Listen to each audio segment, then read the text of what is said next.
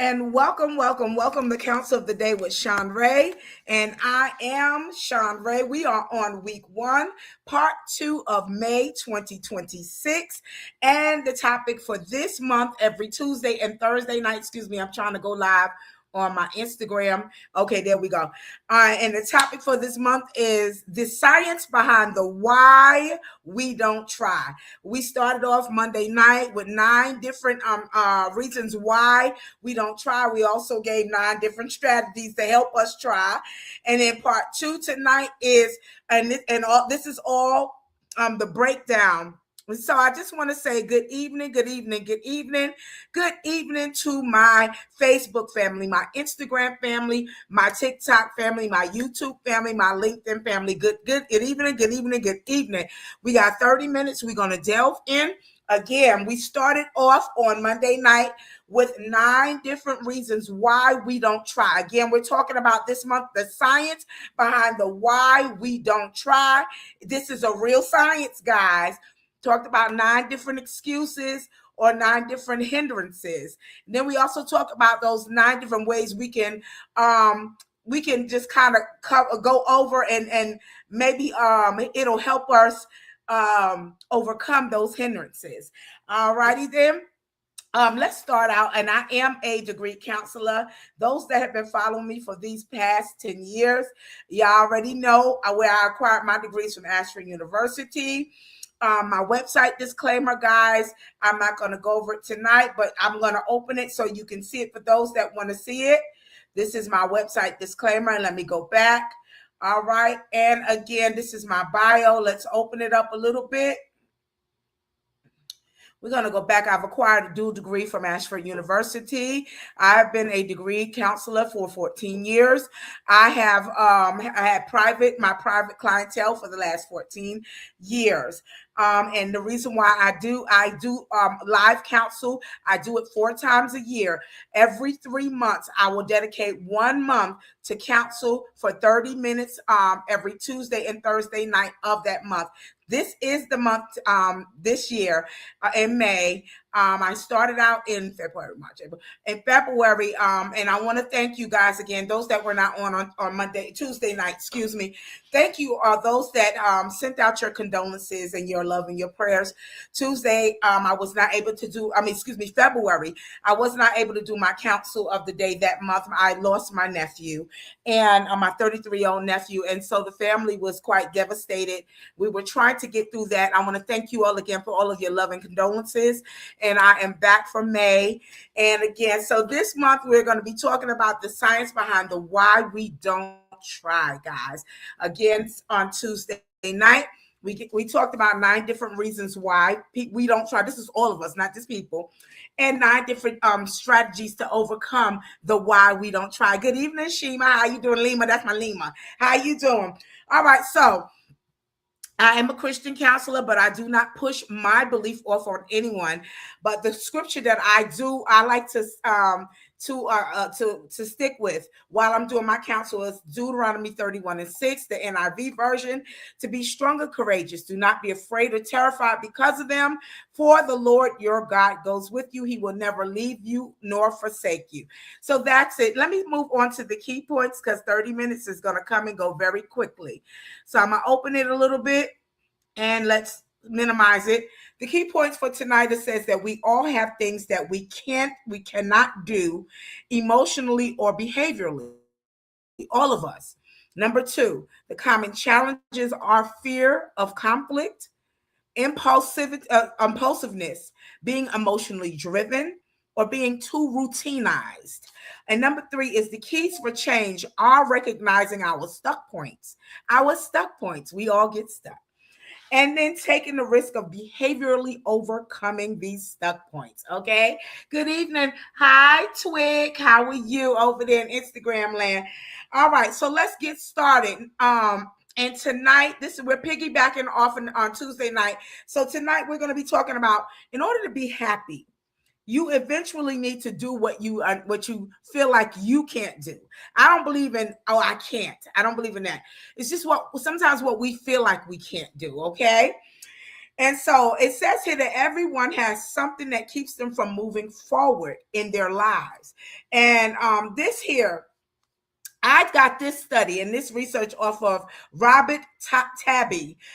He is a LCSW physician, okay? And he's known for his fixing families. So Dr. Robert Tabby has 50 years of clinical experience. He is the author of 13 books and over 300 articles and provides training nationally and internationally, okay? And so let's get started. All right, so let's go back to what we're talking about. In order to be happy, we're eventually going to need to do what we feel. It says on here what you can't do, but I'm going to say what you feel like you can't do, because I'm the person, I always say, I see that glass halfway full. I don't believe in that we can't do things. Just think that a lot of times we may need some help getting there or whatever, but I believe that I can do all things. I can do all things. Okay. And those of y'all are the Christians, you know the rest of that. So when we think back and survey the broader landscapes of our lives, is there something that we struggle with? Yep. I'm going to go right back to what I said on Tuesday night. My weight. My weight is one of them. My weight. Struggling with that. Okay. So that stops us from reaching our goals. I'm going to say it hasn't stopped me from reaching my goals. It's just that it's just been something that I have to be I have to be daily conscious about my weight. Okay. Sometimes fixing your relationships, making good decisions and moving forward. But everybody has something that they feel like is stopping them from reaching where they want to go. And it's usually not 100 things, but just maybe that one thing, or maybe sometimes two. In other words, we call it your Achilles heel. And so think about what is yours. Kashima says saving money. Shima, you ain't the only one, girl. Saving money is I think it's a whole lot of us working class people Achilles heel. Yes. Okay. So I'm glad that Shima said that. Saving money. Okay. So here are some other common culprits. Hey, Be Fine, how you doing? Number one, some people are afraid of confrontations. So when someone seems disappointed, critical, annoyed, or angry with you, especially if they're close to you or in a position of authority over you, your instinct is to accommodate or either to freeze or to avoid them altogether. We might feel like a kid who's in trouble, or our reactions might be so automatic that without thinking, we just agree or become very passive. Okay, but either way, we can't handle others' intense feelings. So you're happy if they're happy. Or maybe this isn't just your default reaction, but actually how you navigate the world. So making everyone happy is some people's priority. And so you're over responsible. Seems like you're so over responsible that you can feel like a martyr a lot of times. People that are Kashima said, especially living in New York, girl, that's why I moved. That's why I moved out of New York, because it's hard to live. But that's why I moved, because it's hard to live. Okay, yeah.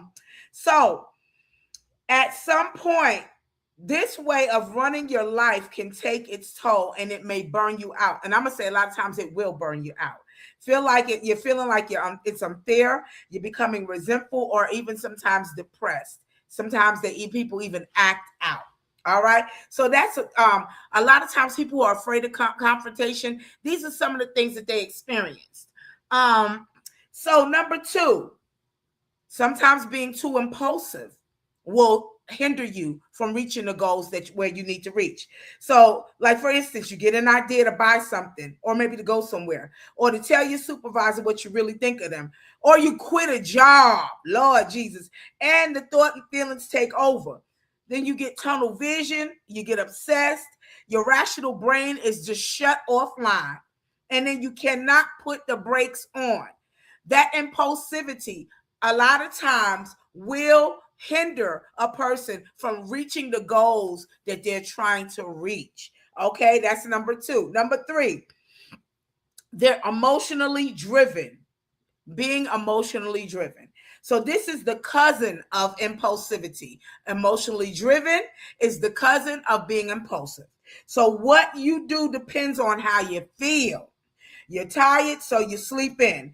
Missing your college classes or showing up late to work. You're anxious about talking to your partner about a problem that's been bothering you, so you put it off. You start a project, but if you feel overwhelmed or frustrated, or if a more exciting idea comes along, you give up on that one project and move on to the next thing. Your emotions control your everyday life, and your life becomes a series of projects which are never finished, problems never resolved. Okay, so number three is being emotionally driven will hinder you from getting where you want to get. Number four is having difficulty controlling your emotions. All right, so that's kind of like the cousin too of impulsivity. So you might not be driven by your emotions, but when they do surface, especially anger or anxiety, they can consume you and like you just black out, you just lose it. Okay, you have a hard time reining in your emotions, and then your outbursts can hurt those people around you. That's not good. When you get to that point to where you can't even control your emotions, and oh my gosh, which that will mess everything. There are a lot of people that are in prison today because they could not control their emotions. That's where anger management therapy comes in, and that truly does help people who are having issues with controlling their emotions. So that's number four, having difficulty controlling your emotions. Number five is that you're too routinized. Like some people are really they have a routine and they stick to it, and they're rational. Now I'm a routine person and I'm a rational person, but I'm also flexible. I can change that.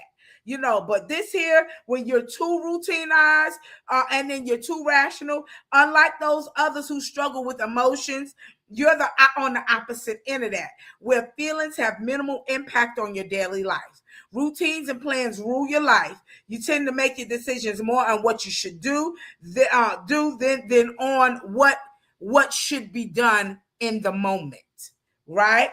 So there are those type A people, and I'm a type A. I'm a type A person. I am, but the good thing about it is I believe in balance, and so I can switch my routine up. Now I do know that routines help me because I say it all the time. With me growing up in New York, and I'm not being offensive to anybody that lives there, but with me, when growing up in New York, I was late my whole life. Growing up, I was late going everywhere, late, unprepared, because everything was rush, rush, rush, rush, rush, rush, rush, and so unprepared, and so my foundation wasn't getting prepared. Get up, make sure you get up early enough to be where you got to be on time, because taking public transportation, you don't know what's going to happen. So I was late everywhere, unprepared. So I got to go to church, go to sing, ain't got to stop at the corner store and go get some knee highs.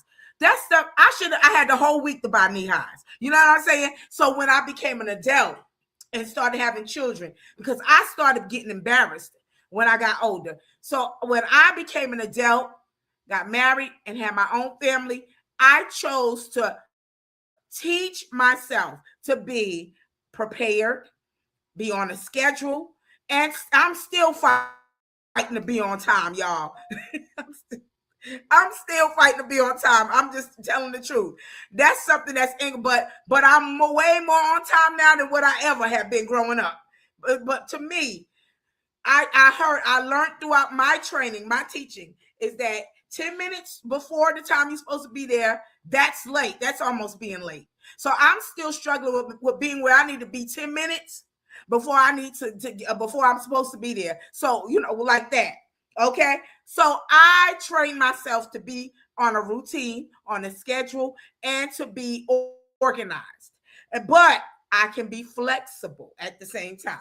Number 6, upgrading old software. So no matter how hard you try to manage your life, Whatever your Achilles heel may be, it is often rooted in your childhood. See what I was talking about? My childhood. Hey, that's right. How you doing? Um, and so your parents, for example, may have modeled an emotionally driven life, or you learned early on that the way to emotionally survive was to accommodate and please other people.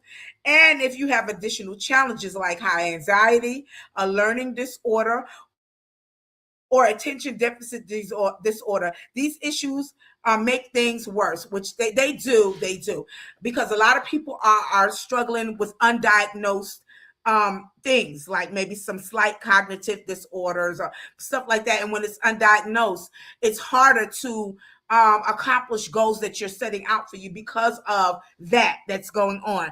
Kashima said, I get things last minute too. Yep. I guess that runs in the family, Lima.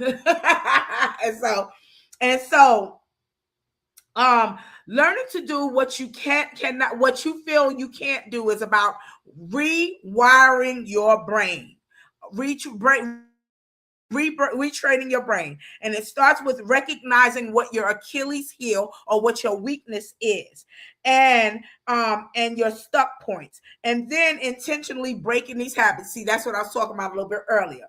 So stopping, learning how to stop automatic reactions and doing what you're not currently doing. And we're going to talk about how to get started with that. Okay. So everybody has an Achilles heel. Everybody has a weakness. It's just recognizing what it is, and then learning different strategies to help you build up a uh a better routine for yourself in order for you to accomplish the goals you need to accomplish. All right. Number 7 says to learn skills to rein in your emotions. So in emotions, when emotions dominate your life, whether it is impulsivity, emotional reactivity, or difficulty with emotional irregulation, the challenge is to get your rational brain back online.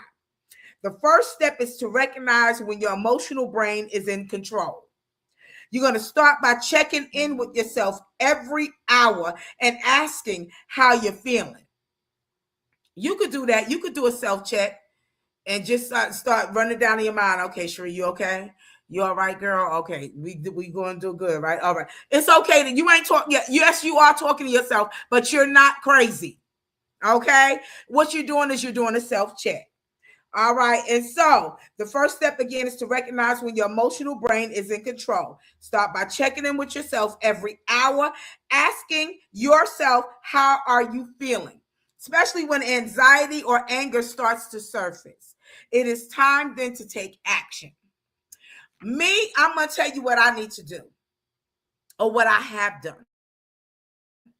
When I feel my emotions starting to rise, even at work, when something happens that's out of my control, but it's totally unfair, or something that's just ridiculous, baby, I will take my lunch break at the end of the day. I will work and take my lunch break at the end of the day, get up and leave. I'm leaving for lunch. See y'all tomorrow. I get out of there.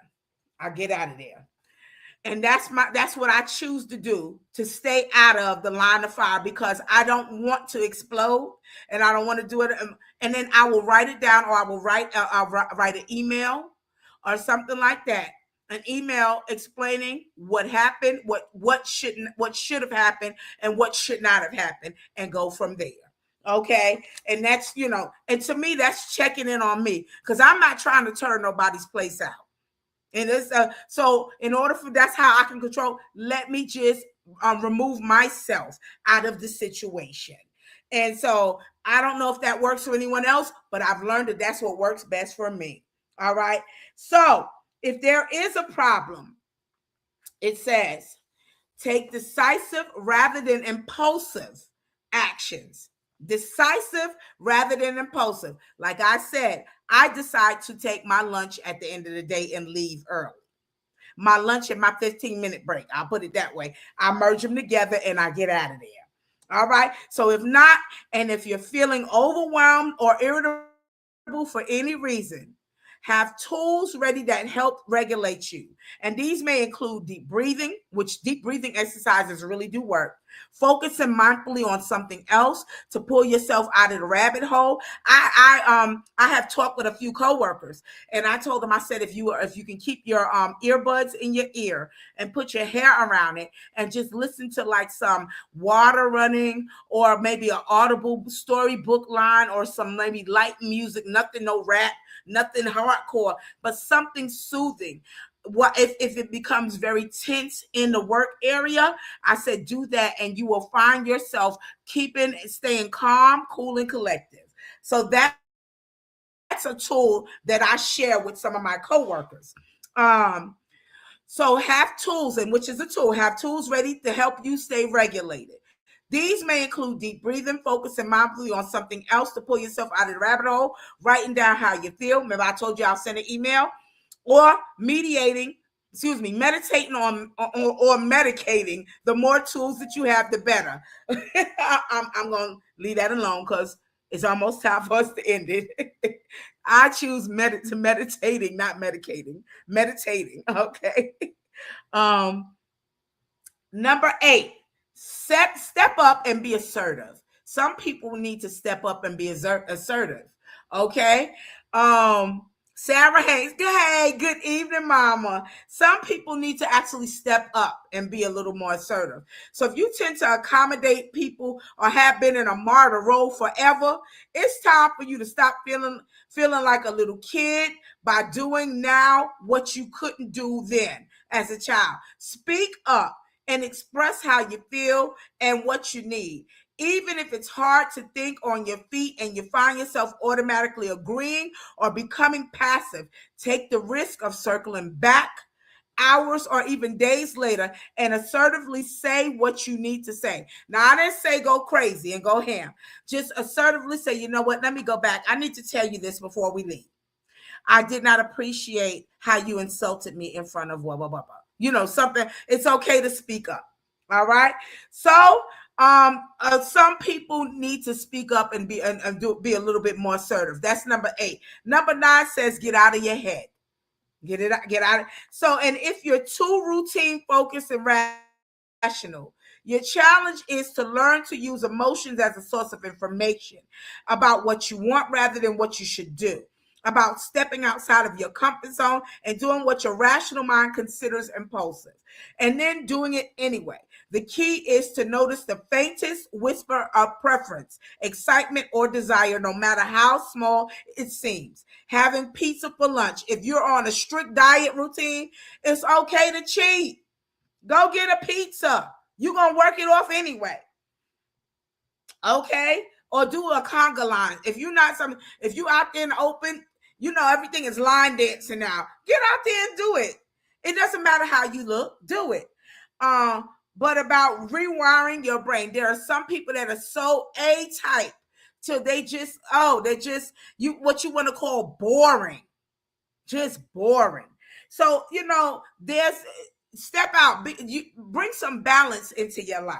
So this is what we're talking about. So the 9 different things that we talked about tonight. When someone feels, it says how to be happy, is that you eventually need to do what you feel like you cannot do. Number 1, people that are afraid of confrontation, you're going to have to step out of that.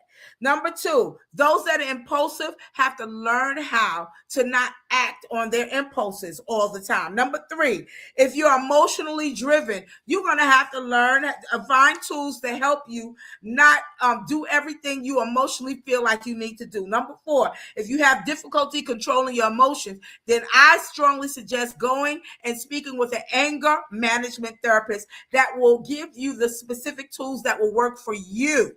Okay, uniquely for you. Number 5, you're too routine and rational. Like I said, I'm a type A type person, but I'm also flexible. But there are some people that are not. If you are too routine, sometimes you need to get a life coach, someone that'll help you step outside of that routine so you can learn how to enjoy life. Number 6 is called upgrading your old software. So if you are, of course, our childhood plays a large role in our adulthood.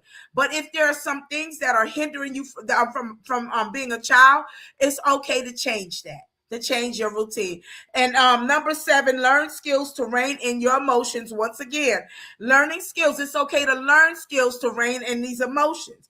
Number 8 is stepping up and being assertive. If you're the type of person that was very passive and a yes person, you know, Jim Carrey did a movie years ago, The Yes Man. If that's you, then you're going to have to learn how to step up and say, nope, not doing it.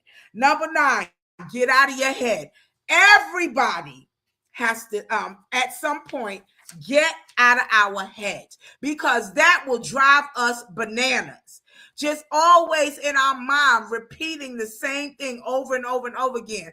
That is not healthy and it's not good, especially negative thoughts, which that is very easy for us to think, to always relive as negativity. That's why I really encourage people, turn on some dance music, listen to an audio book, go out for a walk with music plugged in. Listen to podcasts.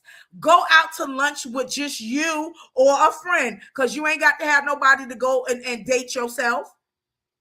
That's one thing I keep saying. When I grow up, I'm going to be like my daughter. I'm telling you, my 30-year-old daughter, she will go out and date herself once a month, at least. Go out and take herself out to a new restaurant that she been wanting to go out and taste. And she go by herself, taste whatever food she want to taste, whatever, take her time with it on her off day. And then she go home. She may bring something on the menu home with her and say, I enjoyed my self-date today. So I'm saying these different things, they work. Getting outside of our own routines, teaching ourselves how not to be so routine. Those that are impulsive, it's okay to teach yourself how to start being on a routine to get where you need to go. You know what I'm saying? So our takeaway for tonight. Oh, you know what I just realized? I have not been moving on my slides. There we go. The takeaway for tonight, y'all. It says, much of our life success involves shedding old childhood patterns, much like updating an old computer by replacing outdated software with current adult versions of ourselves. So change what you do. Let's change what we do sometimes. Approach what we've been avoiding. Take small but intentional steps and make sure to give ourselves credit for the effort that we're doing and for doing what we haven't been able to do, no matter what the outcome is. Because guess what? Failure is a part of success as well. A lot of times we fail. But when we fail, that's how we learn what not to do. So failing is also a part of success. All right. So again, I'm going to say it again. Take these small but intentional steps. Make sure to give ourselves credit for the effort that we're putting forth. Do what we and for doing what we haven't been able to do, no matter what the outcome is. Let's go to our quote for tonight. Oh, we're doing good. We almost finished. It says, "It is our duty. It is our duty as men and women to proceed as though the limits of our abilities do not exist." And this is by Pierre Chardin. Pierre, Chardin. Chardin. I think I'm saying it right. And I'm going to say this quote again. "It is our duty as men and women to proceed as though the limits of our abilities do not exist." That's by Pierre Chardin. Okay. And so this has been our first week of Counsel Today with Shanrae, May 2026. This month, we are talking about the science behind the why we don't try. This week was the breakdown. Next week, we're going to be moving on another topic. And I'll be coming on Tuesday and Thursday night, 9 p.m. Eastern Standard Time, from 9 to 9:30. All right, so let's move on with my public announcement again. I don't get anything for it. Oh, this is for my fellow theorists. Here we go. This is where I got my findings from. Okay. And we're going to do our public service announcement. Better Up. If you want to create a personal professional transformation through expert coaching, go to www.betterup.com. All right. They have wonderful life coaches specifically for you and to help you get to where you want to go. Ada Plus community, empowering adults with ADD, ADHD, and OCD to live their best lives. A different brain requires a different approach. www.adapluscommunity.com. The next thing is Better Help. So if you want a safe space to speak with a licensed professional online, BetterHelp offers affordable counseling sessions for individuals, couples, and the whole family. www.betterhelp.com. 988 Crisis Helpline. If you're struggling or if you know someone who's struggling, it is okay to share, and it's okay to share your feelings. The 988 Lifeline provides 24/7 free and confidential support for people in distress, prevention and crisis resources for you or your loved ones, and best practices for professionals within the United States. 988 Crisis Helpline. Learning RX. Again, I love this. I stand on Learning RX. This has been around. This has been around for over 30 years. So Learning RX has helped thousands of clients strengthen their skills. And they from between 2010 and 2021, and this is just some average that they've given. 2,622 adults graduated from Learning RX, their program. Their IQ improved by 13 points, and during their period of brain training, they made significant gains in skills like their working memory, long-term memory, and their attention deficit disorder.